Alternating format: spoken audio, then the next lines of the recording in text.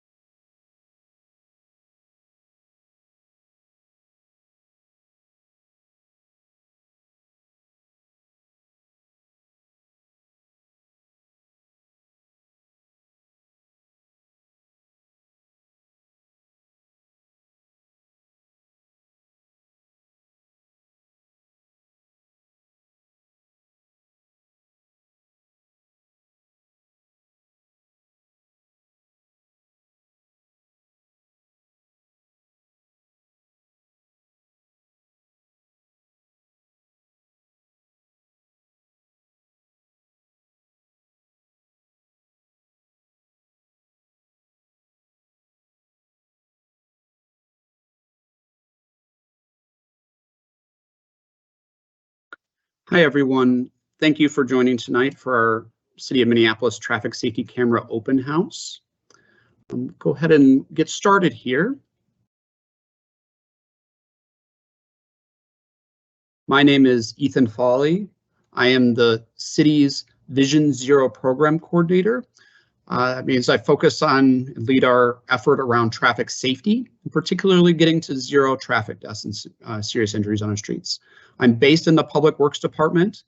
I've been involved in the planning and thinking around traffic safety cameras to date, and I'm happy to share some details around that. Also want to note that I am a longtime Minneapolis resident, and I live near Chicago Avenue and Lake Street with my wife and son. So I know, like you all, we care about our community and we want to see it improved. So thank you for being here. Today's conversation, I'm going to provide a little bit of an introduction to our traffic safety efforts in Minneapolis, of which traffic safety cameras are part of. Then I'll give a little introduction in what are traffic safety cameras, how do they work a little bit, and then I'm happy to be joined by our chief House author for a bill on traffic safety cameras, Representative Sensamura, who will share a few remarks. And then I'll share some details around our proposed camera pilot program in Minneapolis, talk about next steps, and then we have time for question and answer session at the end. Some basic logistics here.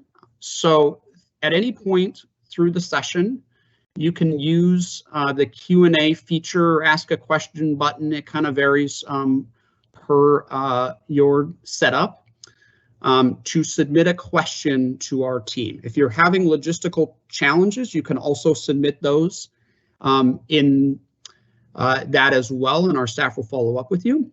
We will be at the end doing a curated Q&A, pulling together similar questions and things like that to make sure we can get to cover many of your questions as possible. I will note here, as you can see, if you have an audio challenge, do try to see if you accidentally paused the live meeting, which can happen. So just one common tip. Okay, with that, let's get into what generally is the city working on traffic safety. I mentioned that the city has an effort called Vision Zero, which has a goal of getting to zero traffic deaths and severe injuries on our streets by 2027. We've been working on this for a few years, and we are on our second Vision Zero Action Plan, which was adopted by the City Council and Mayor this past year. A little bit of context on this. So traffic deaths have been up particularly since 2020. As you can see here, our preliminary numbers for 2023 are similar to the last couple years here, which are at an elevated level after we had been seeing some progress on Vision Zero early on. And there are a lot of reasons behind this, which I'll talk about a little bit, but this is unacceptable. And we know that people deserve to be safe getting around our community, and that's our goal. I want to acknowledge I just shared some numbers, but these are all individual people who should be alive today. It's unacceptable that they died. I want to just recognize them, take a moment here to reflect on the names of folks that we lost in 2022 and other times.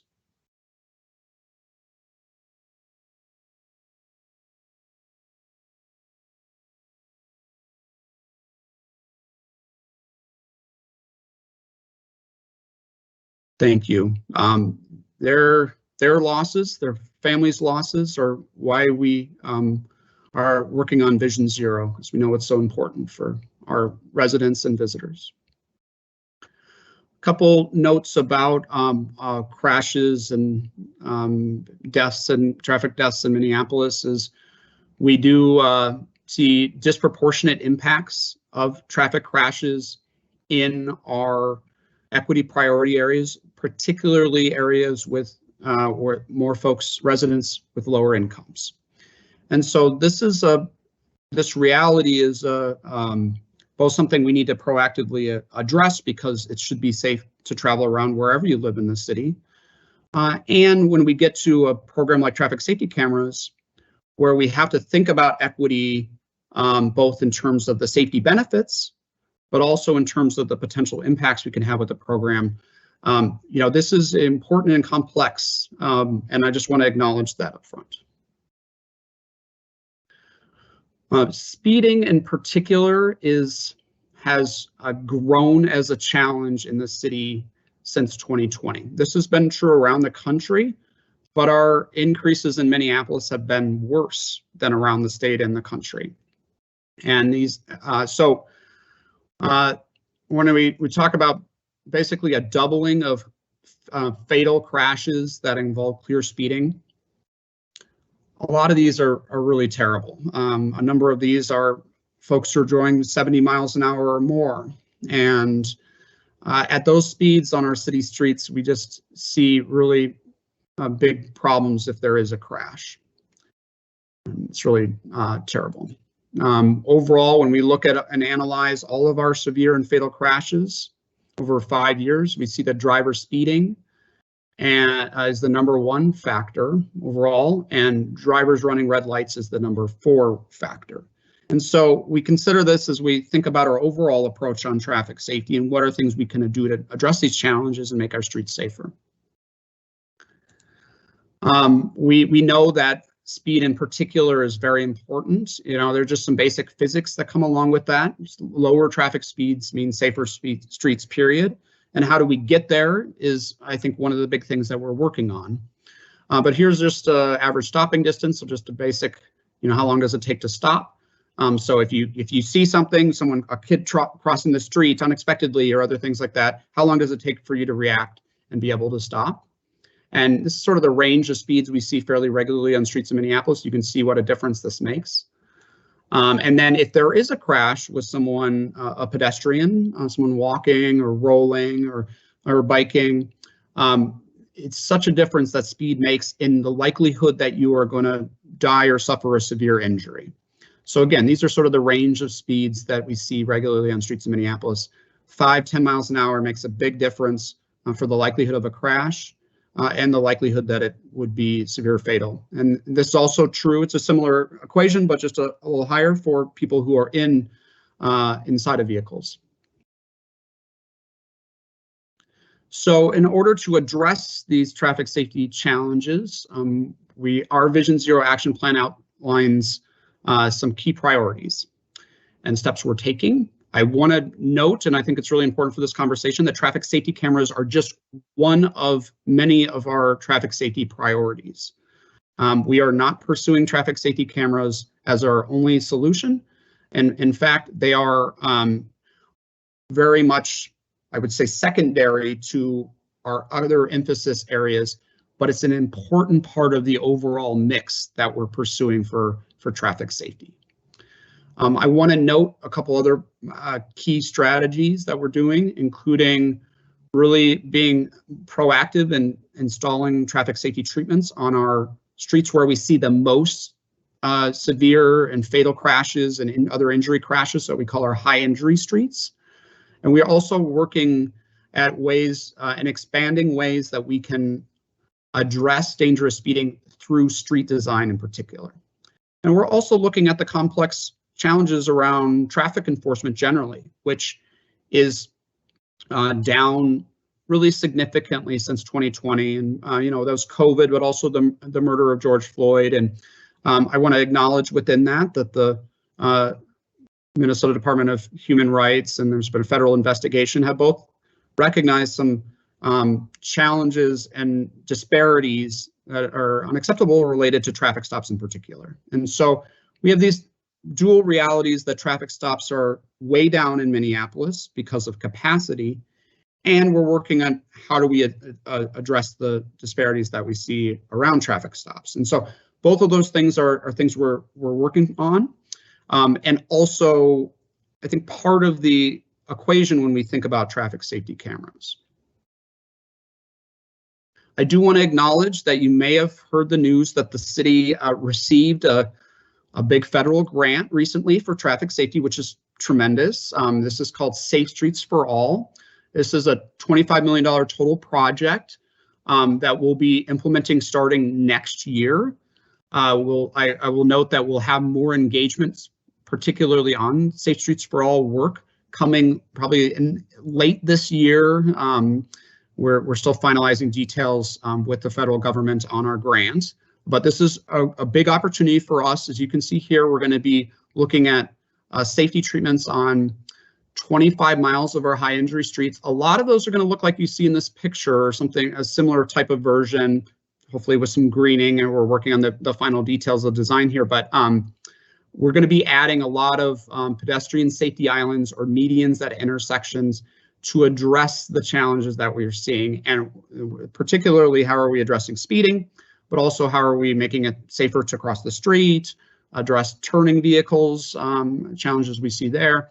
So this is a lot of what you're going to see on many of these streets. I realize this map is pretty big and you're not going to be able to see all the details, but we'll have more coming, like I said, later this year on this big and important effort. Okay, so that's a little generally on our traffic safety efforts in Minneapolis. Let me just give you a little introduction to traffic safety cameras now. So the city is considering a pilot of cameras for speeding and potentially red light running. So I'm going to talk about both of those.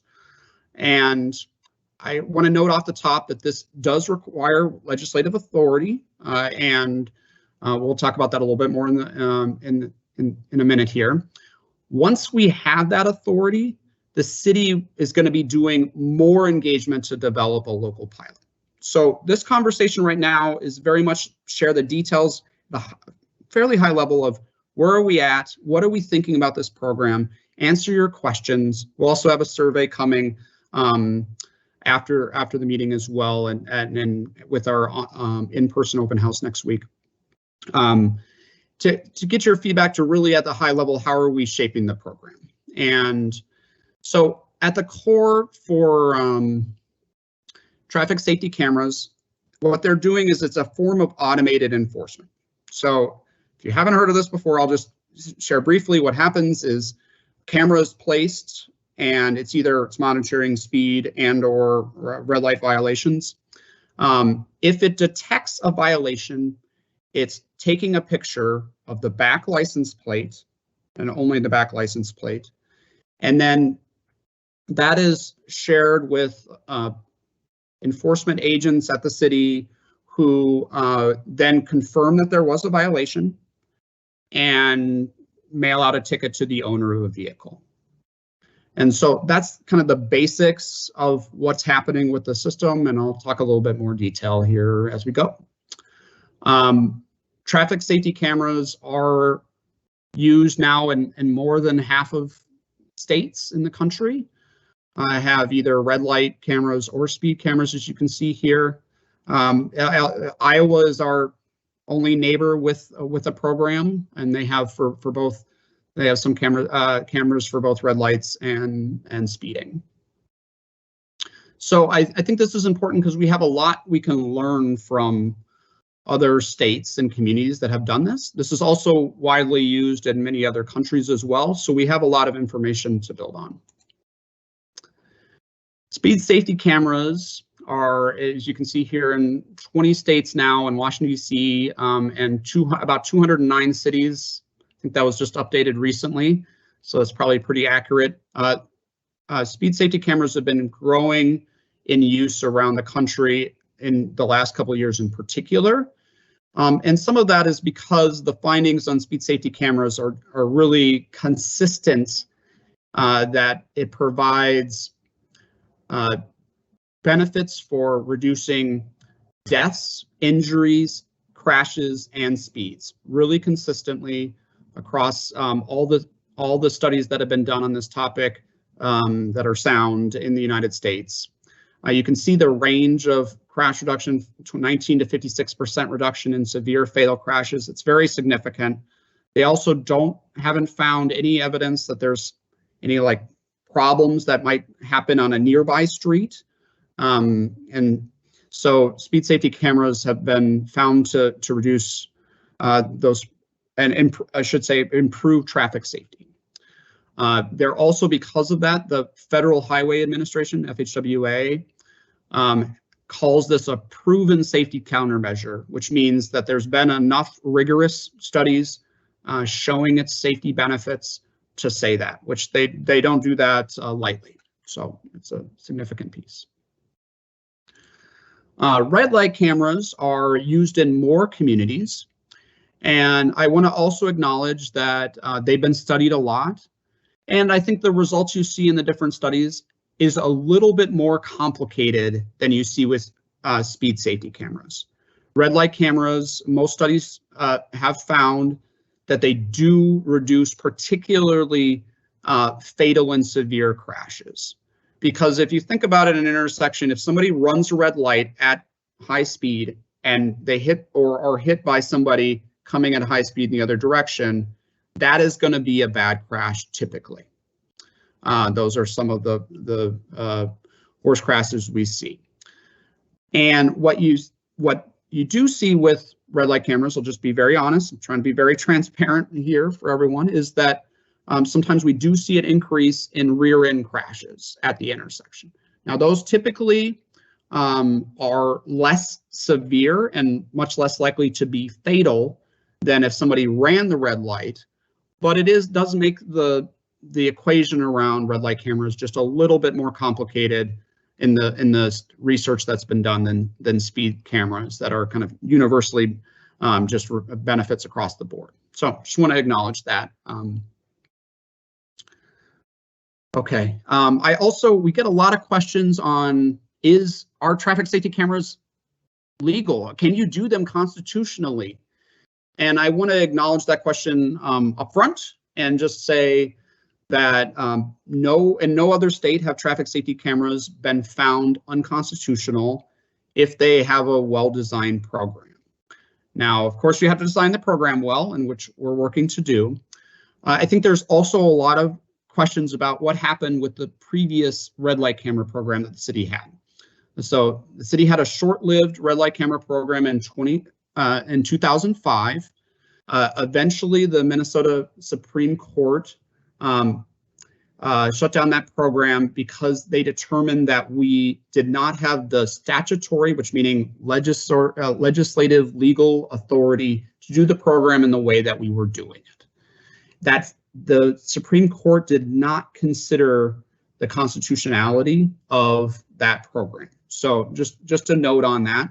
And we're working to make sure that we support a legislative change to have a good program that's legal. And so that is necessary in order for us to do a traffic safety camera program in Minneapolis.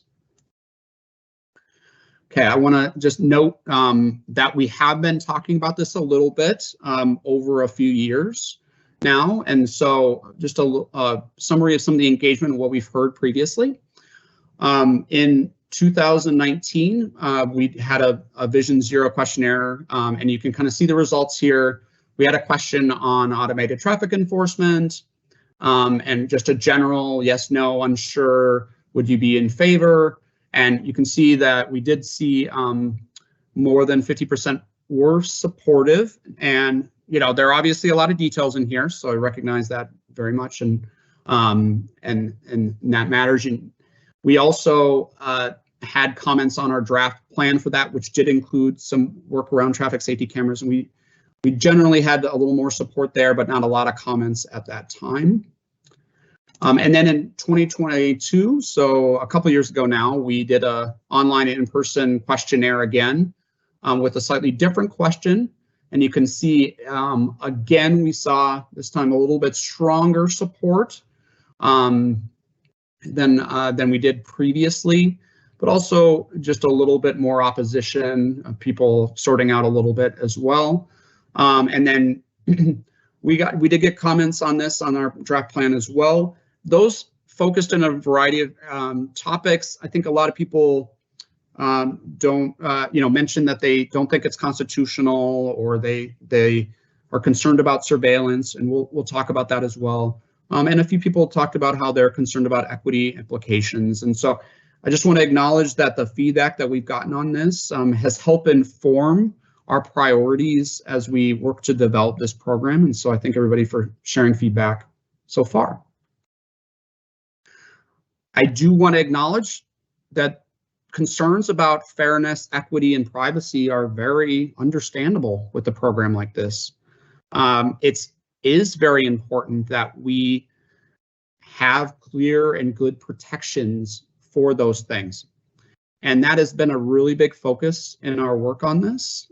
In particular, how do we make sure that a program that does include fines, how do we make sure that that program can be equitable for people with lower incomes? Because I'll just be honest, any fine-based enforcement system has inherent inequities for people with lower incomes. So how are we mitigating that reality and managing to get the benefits while protecting overall the program? So I do want to acknowledge that there are a number of conversations on this at the Capitol, at the state Capitol. The city has been working on a bill, which we'll hear shortly from Representative Cincemura, who is the House chief author of House File 2098. I haven't said that before. And then and Senate File 2026 is the companion. And this particular bill, the current bill online, allows local communities to implement traffic safety cameras at high crash locations near schools, and also is looking at the MnDOT and the Department of Public Safety at the state level doing a work zone speed safety camera pilot. So that's not the focus of the city of Minneapolis efforts, but that has been an interest area for particularly in workers working in work zones, highway work zones. We have discussed, and it's not yet introduced, the potential of adding the current bill you'll see on the line for this is only for speed safety cameras, but we're looking at adding the option for red light cameras as well. And then we've been working over the last year on continued conversation on what can we do to add additional protections to make sure that any community that uses this legislation does so in a good way that protects fairness, equity, and privacy.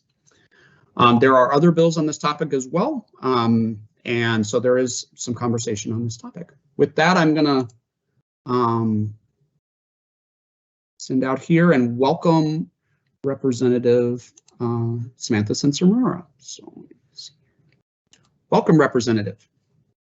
Thank you. Hi, everyone. My name is Samantha Cincemura. I'm the state representative for District 63A, which represents part of South Minneapolis. I am the lead author for this bill in the House, and Senator Zaina Mohammed, who also represents District 63, is the Senate author. I'm also a member of the Transportation Committee, and so, thinking about traffic safety is definitely something that comes up within the jurisdiction of our committee. I will also just say that, as a resident of Minneapolis, I live very close to the intersection of Cedar and Lake, and so this is something that I think about daily as I am out.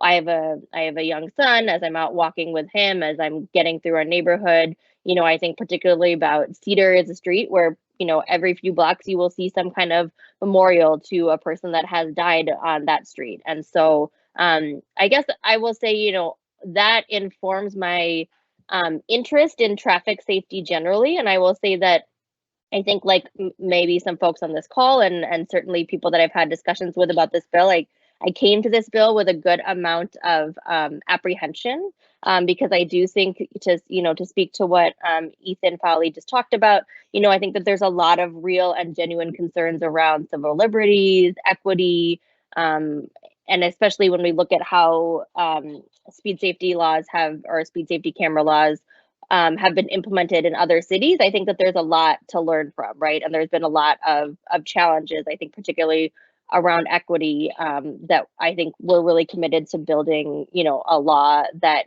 could work to address some of those things.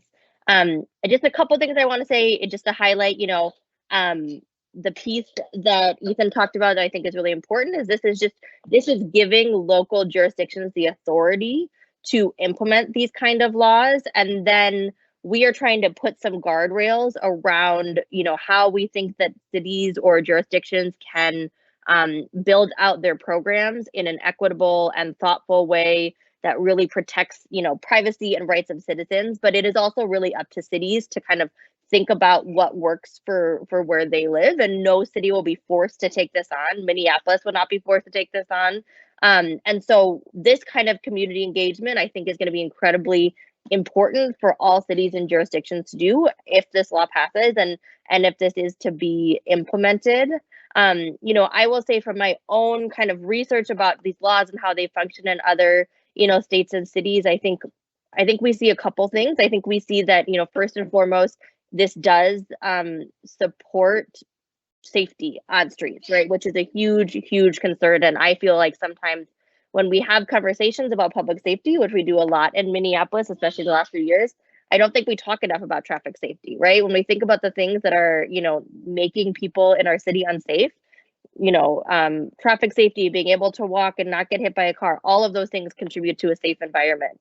And so we do see that, speed cameras or red light cameras, they do increase safety, but they also, and they have been shown in a number of other cities, have also been shown to have disproportionate impacts on people of color or low income communities. And that is because, kind of at the root of it, street design, really the way that streets are designed impacts the way that people drive on them. And so because of a variety of historical reasons and, environmental and institutional racism, we know that within our city, the streets that are most unsafe are going to be in communities of color and low income communities. And so if we are trying to then put in measures to make those streets safer, and those are probably good places to start with this program, we know the residents of those communities are also going to be disproportionately impacted. And so we have really been, I think, trying to kind of hold that tension, right? Because we also know that people of color and low income people are also disproportionately impacted by the lack of traffic safety on those streets. And so I'm excited to kind of hear, a variety of concerns or questions that people have here today. And I'm also, willing to meet with people about this topic as we work with this bill this session. So thank you for taking the time to be here.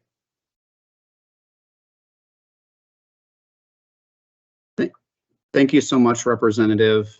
It's great to have you as the chief author for this bill, and thank you for being so thoughtful around it. And thanks for coming today and listening to the questions as well. So with that, I'm going to transition to some details around how we're thinking about the camera program going. So when we think about that tension that we're Representative Cincer-Murrow was talking about, that was talked about a little bit earlier, about how are we addressing unsafe behavior while not being overly punitive. We're really trying there to set this at a level that can be successful, will be successful, while mitigating that potential. So on the speed safety camera side, we set the threshold at is speed camera violations can come in at 10 or more miles an hour over the speed limit. This is really, we're talking about on a street like Lake Street or Broadway, someone going 40 plus miles an hour on streets like Chicago Avenue or Monroe Street Northeast, or somebody going 35 plus miles an hour, really at a level that it really is beyond just, oh, I lost track of what the speed was, and it enters a territory where it's definitely concerning from a safety perspective. And we also have it set up that we would have initially a 1-month warning period. And then after that, we would still have that the first violation that someone received a ticket for would be a warning. And then fines would come in after that. Again, we want to give every opportunity for folks to change behavior. Our goal is to reduce unsafe behavior.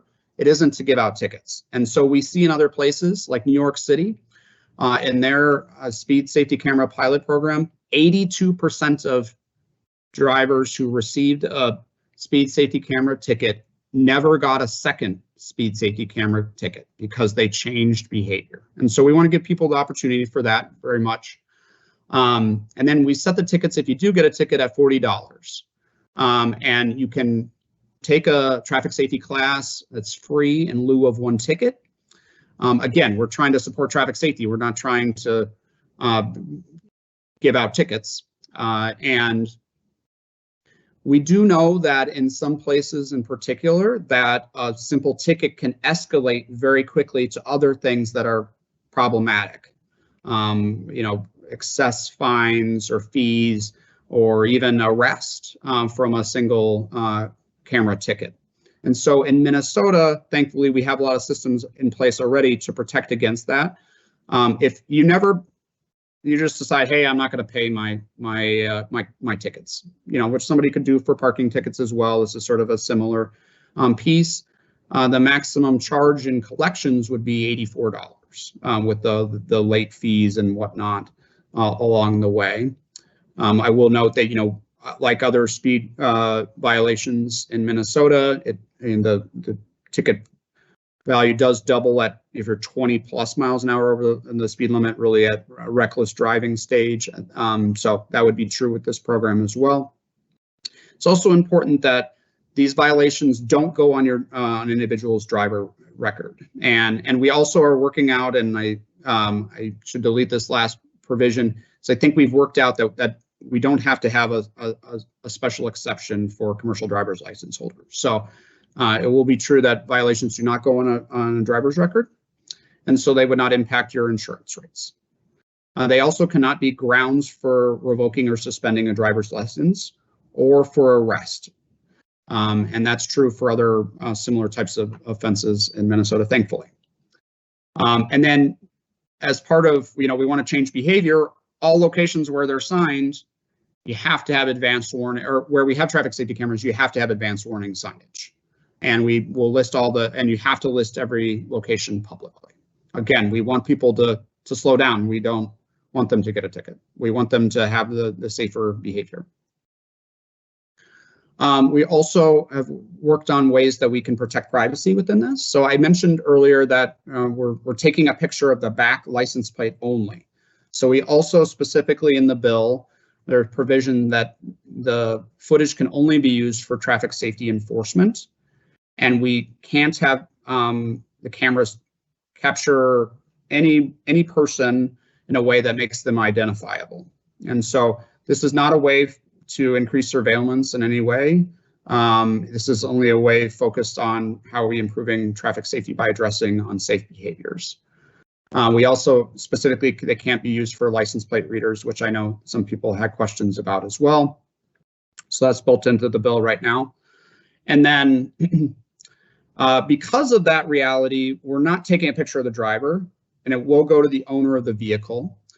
I will acknowledge that there may be times where the owner of the vehicle doesn't, or who's on record, doesn't own the vehicle anymore. It was stolen or it was transferred and title didn't go properly through. So we do have some protections in place for those types of incidences.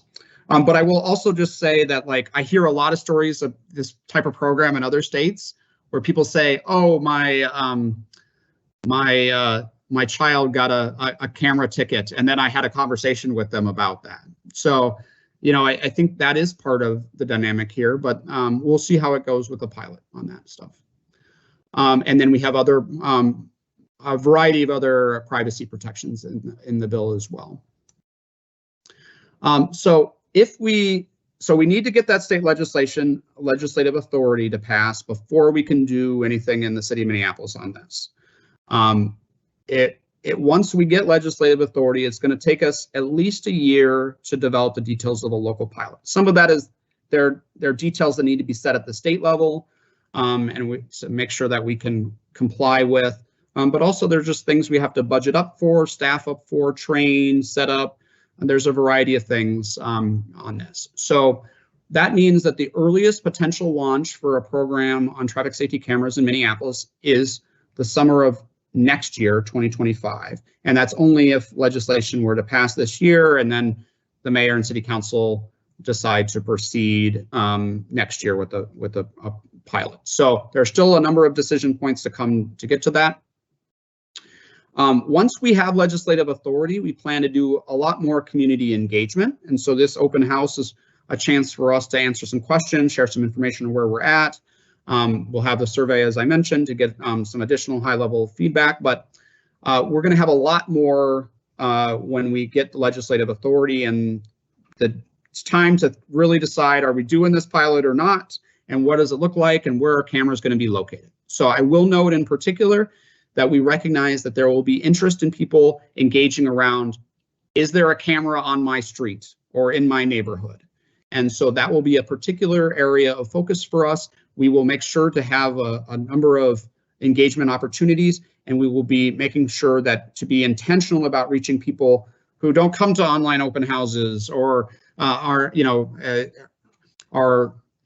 typically underrepresented in our process, but very important part of this because we need to center the folks who are being most impacted by traffic crashes. So I mentioned that the mayor and city council will still have more decisions to make on a pilot. We do have this in our Vision Zero action plan, which was adopted by the city council and approved by the mayor.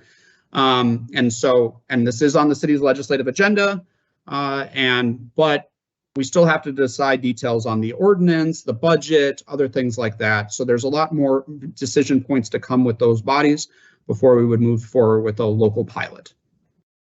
And then we are very much thinking of this as a city local pilot. So as a pilot, we will be evaluating it. We fully acknowledge that we're going to learn things through the process that may lead us to making adjustments or maybe even deciding we don't want to continue the program. So that's very much part of this is having a robust local pilot. We'll have regular reports and then eventually making a decision on whether we want to make a permanent program on traffic safety cameras. And I didn't mention it already, but as part of our additional engagement that will come, we'll be coordinating this with other engagement around traffic safety treatments that we're doing out on the street. Again, those are the most important priority for us. And traffic safety cameras are a bridge in some cases because it can take years for us to install traffic safety improvements out in the street. So traffic safety cameras can be a bridge until we can install improvements. Or in some cases, we have some things that we might still have challenges with, and we might see cameras as helping to support and build on other traffic safety efforts. Okay, so next steps overall, the legislative session's coming up. It starts in a few weeks here and goes through May. We'll know, in the next couple months of whether this bill is going to become law. And if it passes at the legislature, we'll have more engagement, likely starting in the summer, potentially the fall, kind of just depending on exact details. And then we'd have more conversations with the mayor and city council on ordinance and budget. And that would be likely in 24 and into 2025 for some of those decisions. And then a reminder that summer 2025 is the earliest we can launch a pilot. So those are some basic details. And I just want to acknowledge there's a lot more with this program. The legislative bill covers a lot of additional details and has additional requirements and protections. There's a lot of complexity around how do we analyze and think about camera locations and other things like that. So there's a lot here. Happy to answer questions that you have now.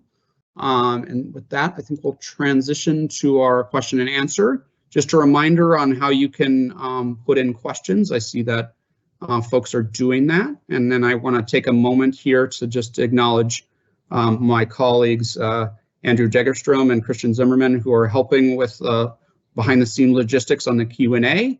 And Andrew will be asking questions and I'll be answering along the way. I also we'll share in here, if we haven't, also that we do have an online e-newsletter where we share updates on Vision Zero, and we'll share updates including on traffic safety cameras in the future. So you can sign up for that, and then you can see some contact information as well. With that, Andrew, do you have some questions for us? Thanks everyone for being here. Yeah, Ethan, first question. Are there comparison studies that compare the safety impact of speed safety cameras against other treatments such as street redesign, signs that announce speed, etc.? Yeah, good question. So overall, like a direct comparison to other potential safety treatments, not really in what I would consider like a comprehensive way. We do know that there are a lot of things we can do in a street design perspective to improve safety. And as I mentioned earlier, that's a huge part of our focus for Vision Zero. And so you see like those pedestrian safety islands that I mentioned earlier, or this picture shows some plastic bollard bump outs. These are things that are proven on traffic safety street designs, but we don't have a direct comparison. We also know that like neighborhood traffic calming with speed humps, other things like that, neighborhood traffic circles, traffic signals. These are all things that we know can and do help with traffic safety, and we look to continue to build on those with other proven treatments. And traffic safety cameras are one of those things. I will note that, you know, I do get a kind of another part of this question, right, is like, should we do a speed hump or something, or a speed bump instead of a traffic safety camera? And on busier streets, first of all, right now, state rules do limit our ability to have things like that on busier streets. So think streets in Minneapolis that have 25-mile-an-hour or higher speed limits. But we're working to change that and pilot additional designs for those streets, and do so in a way that allows us to manage speeds while also ensuring emergency vehicle access and bus access and those types of things. And so that's something we're also working on. And we see these things as you come together. It's really important that you don't just have one thing you're doing for traffic safety. You're working on a variety of a suite of solutions to get to the best safety outcomes.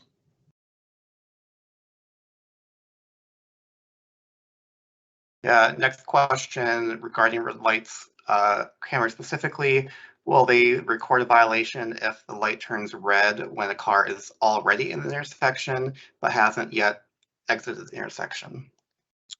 Yeah, it's a good question. So first of all, it's a little bit in how we set up the program, but if you enter, if the light turns red after you enter the intersection, so you're already in the intersection, then the light turns red, That is not a red light violation in Minnesota. It's if you enter the intersection, if it turns red and then you enter the intersection. And so there are different strategies around what is the threshold there where you do have the camera start to enforce. And so there are different cities that do that slightly different ways. And I'll admit that I haven't gotten to that level of detail yet, but one that we will have to figure out if we were to do a red light camera pilot as part of our pilot. But I would suspect that we would have even just a little bit of a threshold beyond that. But yeah, if you're already in the intersection, if a light turns red, there wouldn't be a red light camera violation. Next question: have you or what have you discussed situations where which might be difficult to identify in recording, where there might be on-road conditions that would contribute to a violation, such as ice? Yeah, so there could be. That's a good question, and I think what we have in either case is you can. There is a process if you want to come and challenge your ticket, right? And so what we saw in our previous program and what we see in many other cities is that most people don't because, well, first of all, we're setting the fines at a lower level, and then there's a camera footage which you can see of your vehicle doing the violation. Now, if there were a particular extenuating circumstances, those are the types of things you could let the city attorney's office know, and we could address that ahead of time, or you could potentially even just, you could come into court if you prefer. But we do have the authority, our city attorney office would have the authority to, if somebody had a good reason to, then just to rescind the ticket. And so, again, I'll just also note that you're a safe driver. You slip through an intersection on a red light, you also get, one free warning, which again, you could let us know, hey, that was not actually a violation. I was slipped through an intersection on ice. So we do have protections in place in multiple ways around that. Are there any concerns about an increase in drivers using license plate covers? Yes, that's a good question. This is something that other cities have seen a little bit of. And overall, I think what it's led to, New York City, I think, is the program that is most comparable to the one that we described in kind of their setup. And I mentioned that 82% of people there never get a second ticket, and they've had a lot of positive safety benefits. They also are, there's nothing that's a panacea, right? We can't, is this going to address folks who are driving recklessly in stolen cars, for example, which is a challenge that we see in Minneapolis and other places as well? No, it's not. And, can people potentially, change license plates or other things to try to get out of it? Well, that is illegal, and there are enforcement mechanisms that we can have for around that as well. And also, most people aren't doing that, right? And in New York, it's a very small percentage. So, there are some of these things that we'll have to, this isn't going to be perfect. It's not going to address every challenge, but we see from a lot of other examples that it will overall improve safety as part of a comprehensive approach that is doing other things as well. And I think we, down the road, might we have to think about something there? I don't know. I think potentially, but it will be, if we do it, I suspect it will still be a very small overall part of the of what the cameras are doing. Next question: can the city install cameras on streets where either MnDOT or Hennepin County own the right of way? So the bill as set up would allow for that with their approval. It would also allow for, say, the county to have a system, with and include city roadways if the city were to approve. And so, yes, I think when you think about, a step eventually of developing an analysis of where would we place cameras in our initial pilot, right? And I guess I don't know if I shared the detail. I think it was on a slide, but I didn't mention it. We're thinking about, probably a pilot at starting at about 10 camera locations initially. Maybe grows a little bit. I think the bill will likely have some caps on the total number of camera locations that cities can have, just to protect against potential concerns that a city might go too far with cameras and not have them just be part of the overall mix of traffic safety. But that's kind of the size we're thinking about. So when we think about future camera location and analyzing for that, we know we'd be looking for fairly close to schools, but it doesn't have to be right next to a school in our bill, in the bill. Recognizing that vulnerable users or folks walk as kids and other things are walking not just right next to the school, but a couple blocks away often. And so we would be looking at those locations. We'd be looking at engagement factors, crash speed, equity considerations. All this is part of an analysis of what makes sense for camera locations. I do think within that we're likely to see some county road locations, potentially some MnDOT roadway locations in Minneapolis that are going to make sense for cameras, and we'd have to work with them to get that approval. MnDOT is interested in doing a work zone traffic safety camera, or speed safety camera, I should say, pilot as well. And so they recognize very much the value seen in other places around speed safety cameras, and so are interested in that as well. But it's not something that we've proactively discussed with the county yet.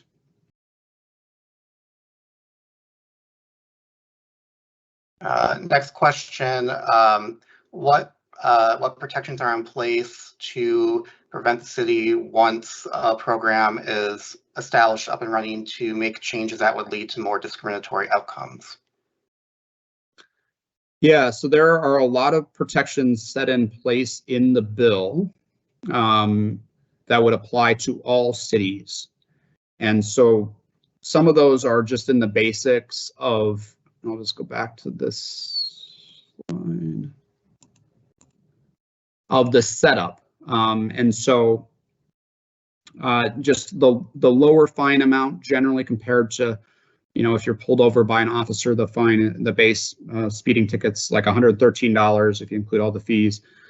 So this is, a lower level, which addresses some of those concerns off the top. We build in a lot of requirements around warnings and traffic safety class options. And they're also within the bill, we're working on adding some details around requirements that if you're going to do traffic safety cameras, you have to have it as part of a broader traffic safety plan for your community. You can't just have this be a one-off thing you're just putting in out of the blue. It's got to be connected to an overall strategy around traffic safety. You also, as part of, you have to do publish a study analysis of determining your camera locations, and that study must include considerations of equity and community engagement. And then there are requirements for reporting and evaluation that include equity. So at the state level, those are pieces that we're building in to add additional protections around those pieces for all communities. And then, things we think are really important to do in Minneapolis as well.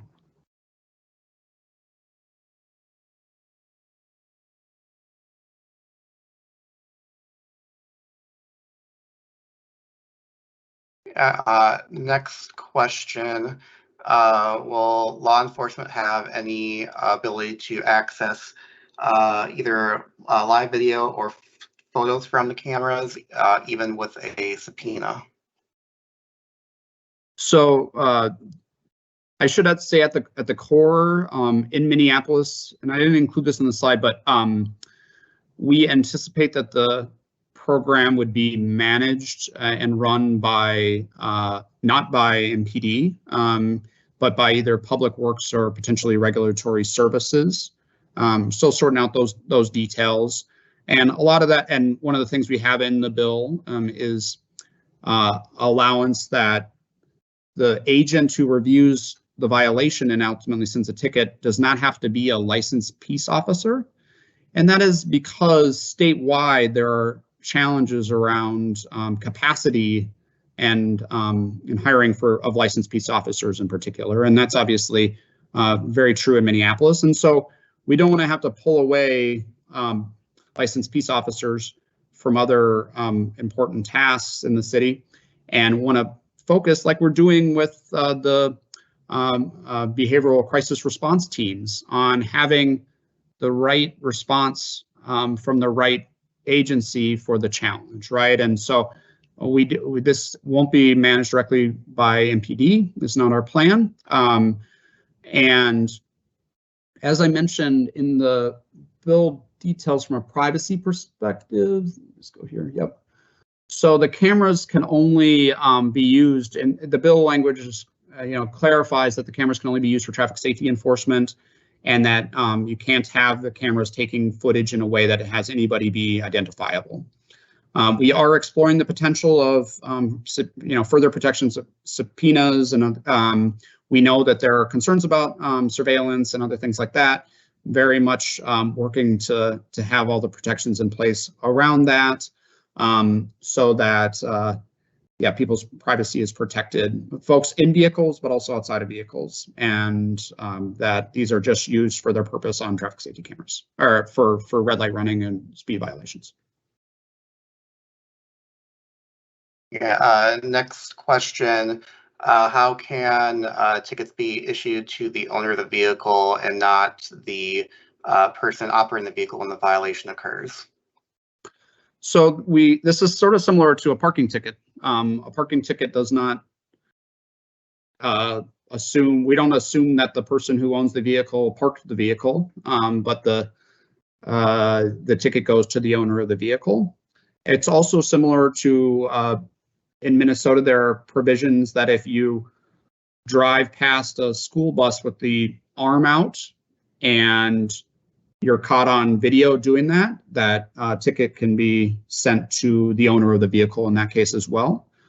We also have another instance if you violate a work zone flagger, so someone out saying, don't go right now in a work zone. That you can be, the owner of the vehicle can be sent a violation based on camera evidence for that as well. And so what's important in all of those instances is we're not saying that you as the owner, we're not saying you committed a moving violation. And so we're not having it go on your driver's record. And that's really important because we're not verifying that you were actually driving the vehicle. And so that's how it's managed. And I will say that that's a really important piece overall as we make sure that this is done legally and constitutionally.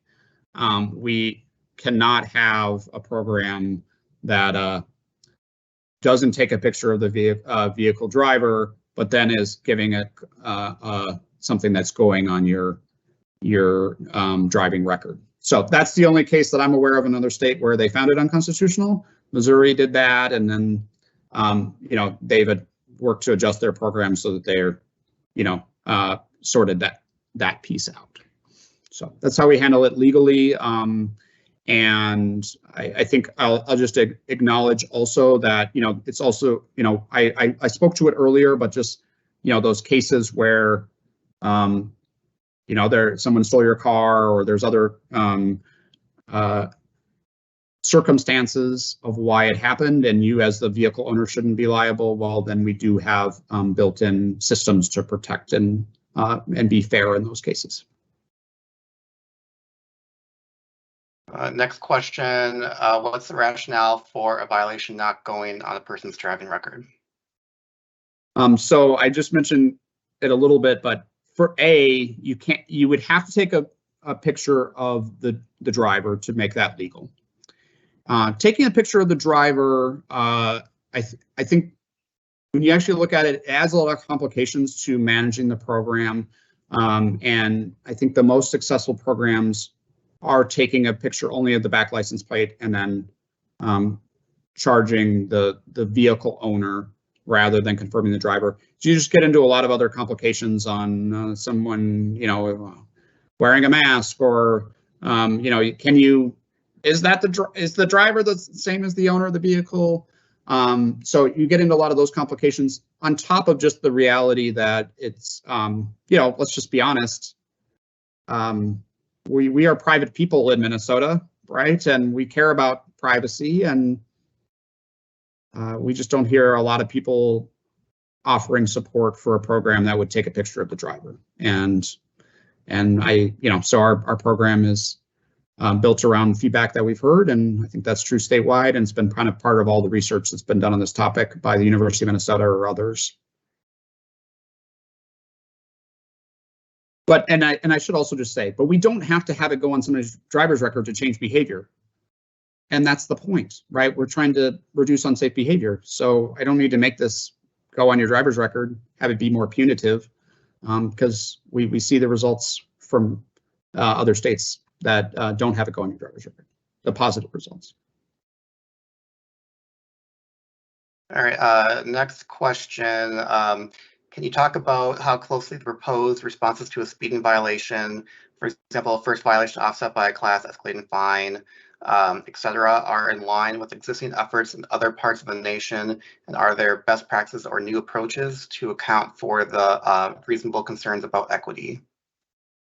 Yes, so what I will say is I'm very appreciative that there's a lot more conversation around equity in this topic that has been coming up in recent years. And so what that has meant is that we're able to pull from more examples in conversation than we would have even a year ago.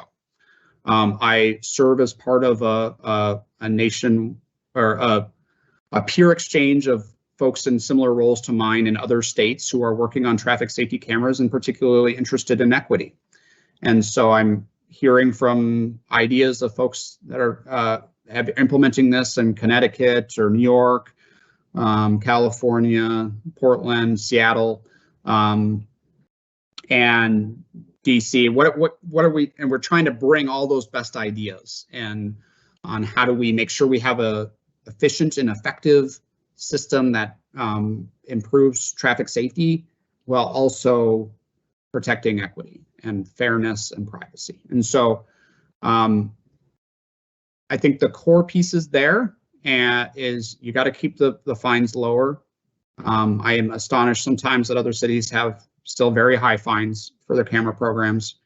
They don't yield better results from a traffic safety perspective than the programs that are set similar fine levels to ours. Not that I've seen any evidence of that. So, so that's a big part. I don't know of another state that has the exact setup that we do, where you're first you get a warning, then you have the option of taking a traffic safety class in lieu of a fine.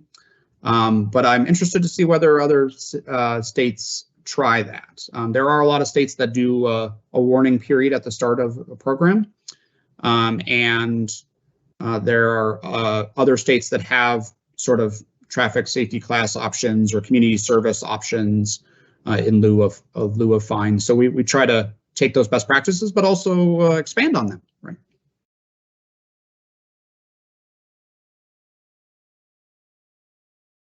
Next question, has local law enforcement provided any initial feedback on the pilot program?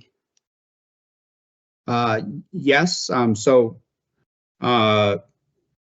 Minneapolis police have been a little bit part of our thinking on this and in process over a couple studies that I guess just analysis and whatnot. And overall, they support Public Works leading on this effort, and that's sort of where we're at. I have talked with a few other cities or counties about this, and there are some that are potentially interested in this as well. Some of that is through their police departments and some are not. Cities would have that option in the bill, as I mentioned earlier. You can have it managed through a police department or not.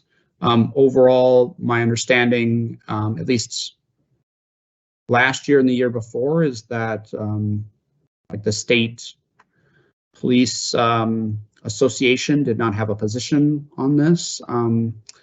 I know the State Patrol has been engaged in conversations with the Minnesota Department of Transportation around a potential work zone speed safety camera pilot, as I mentioned earlier. And they are supporting MnDOT in that work. So yeah, it's that's kind of what we've been hearing from folks.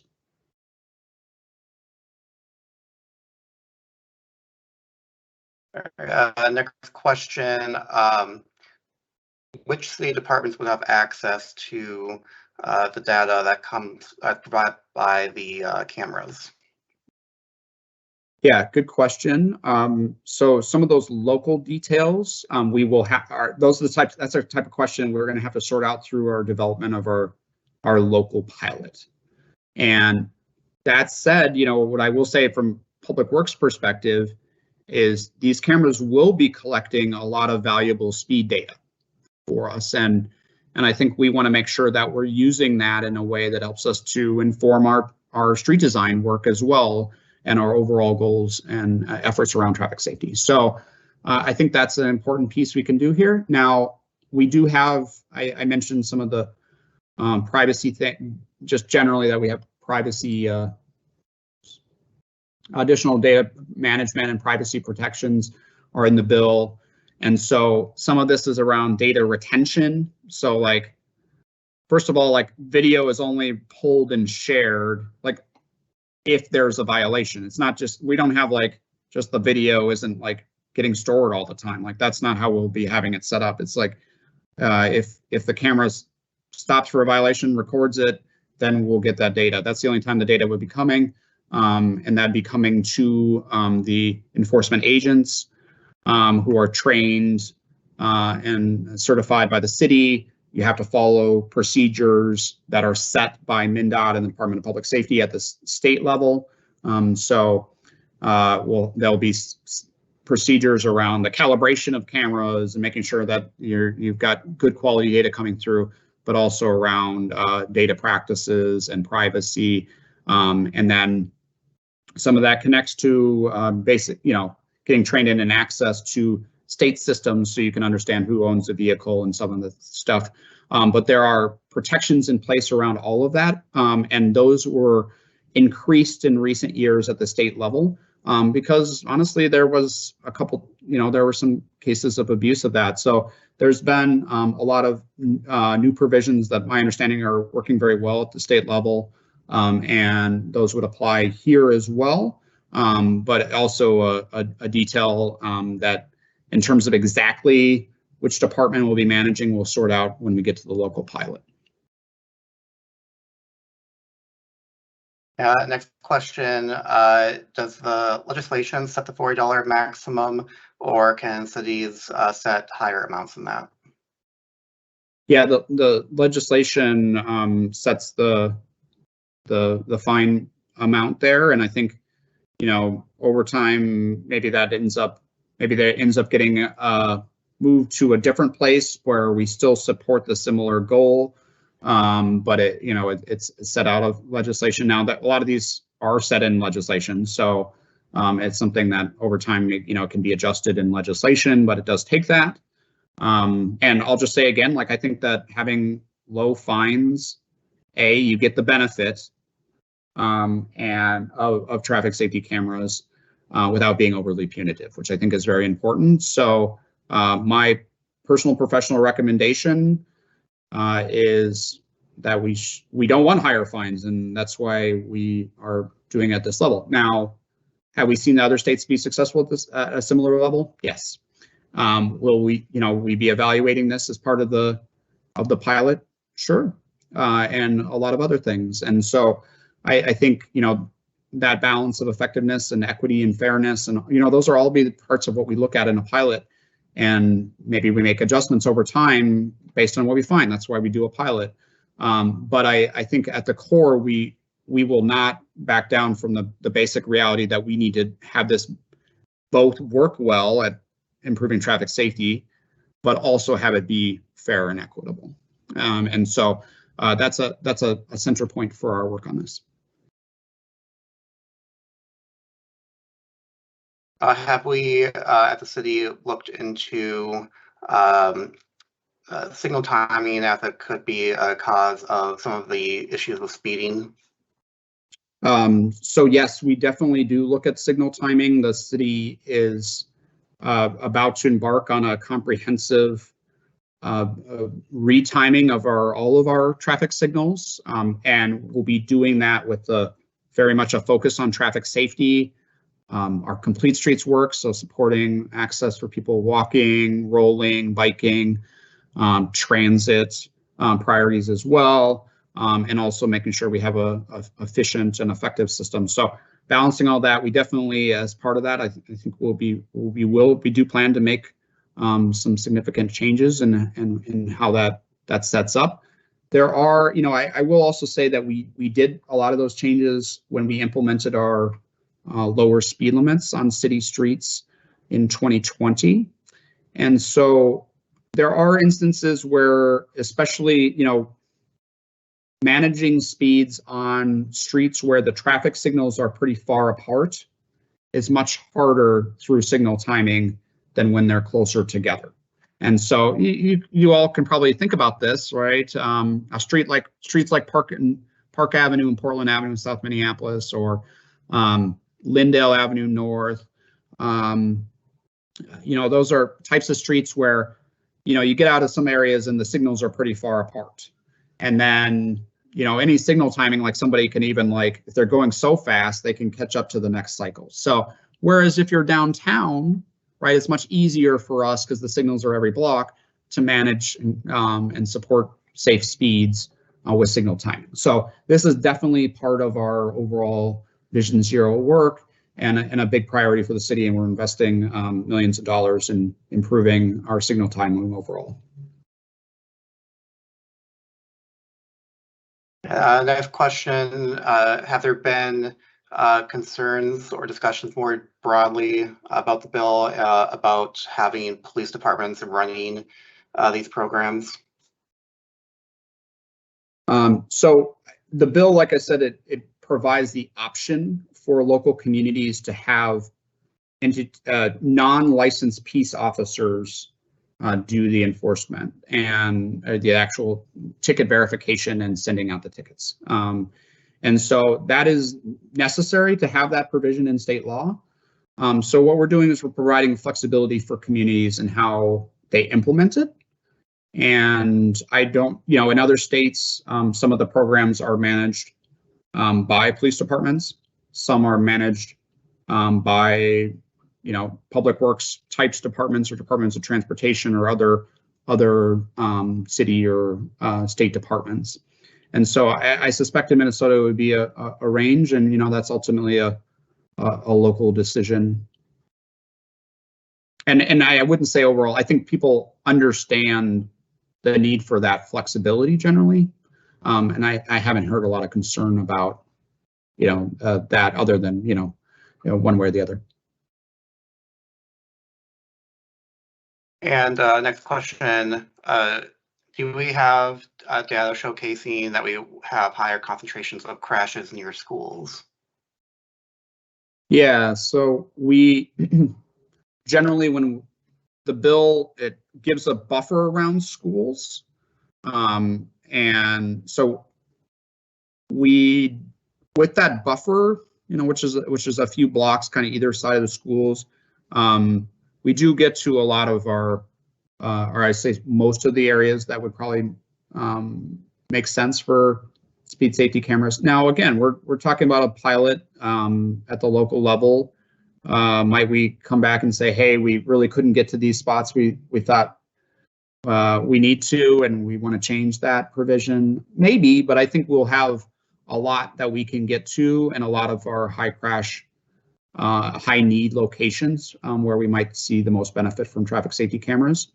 And then we're connecting it with schools because we know there's more vulnerability there, right? And so I'm not concerned about that limitation. And I also think that the most important part of that is that we will be looking to locations with a demonstrated safety and speed need, right? Like these shouldn't just be right next to a school where we don't have a history of safety challenges, and sometimes by schools too. If it's a local street, I wouldn't anticipate that we're going to be looking at these on like 20-mile-an-hour streets or local streets. I think we have a neighborhood traffic calming program that addresses those, and we're able to do that really effectively with traffic circles and speed humps on local streets. And so the need and the traffic safety concerns are greatest on those busier streets. And within a few blocks of the school, that'll get a lot of them. No more questions in queue. Okay. Thank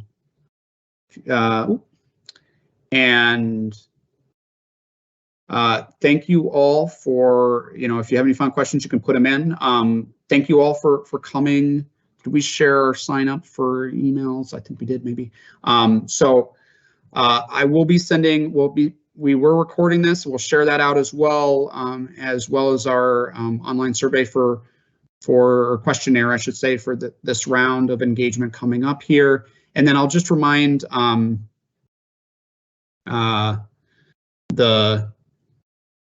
we do have an in-person open house on this next Monday night as well, 5 p.m. downtown.